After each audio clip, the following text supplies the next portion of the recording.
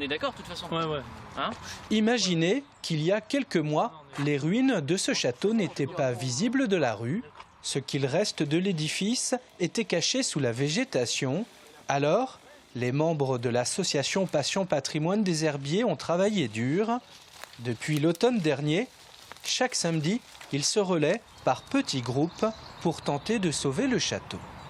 C'est pour la remise en valeur et surtout pouvoir permettre à des architectes spécialisés dans le patrimoine de stopper la dégradation du site qui est derrière et essayer de conserver ce patrimoine qui était enfoui dans la végétation jusqu'à aujourd'hui.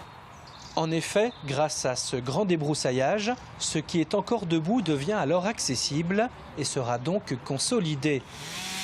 Construit dans la première moitié du XVIIIe siècle, sur l'emplacement d'une ancienne forteresse, le château de l'Étenduère, voisin actuel du lycée Jean XXIII, fut considéré autrefois comme l'une des plus belles bâtisses de la contrée, jusqu'en 1794. Le château a été détruit pendant la Révolution française, plus précisément en février 1794 par la colonne infernale de Grignon. Il aurait pratiquement disparu, sauf la façade que vous voyez derrière moi, à ce moment-là. Et puis ensuite, il a été laissé à l'abandon. Après 2 siècles d'abandon, les vestiges du château, ancienne propriété de la famille des Herbiers, seigneurs de l'Étenduère, pourraient alors revivre, non seulement grâce à l'association, mais aussi grâce à la mairie des Herbiers, propriétaires du terrain.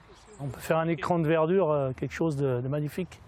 Avec les embrasements de fenêtres, tout ça, on peut faire quelque chose de joli sur le site. Il faut s'attacher à ça, c'est des racines, non, on n'a pas le droit de laisser tomber ça dans l'eau. Il faut qu'on y mette un peu d'argent, mais ça se fera. Il y en a d'autres qui se sont faits, donc je ne vois pas pourquoi les châteaux de l'Étenduère ne se referaient pas aux herbiers.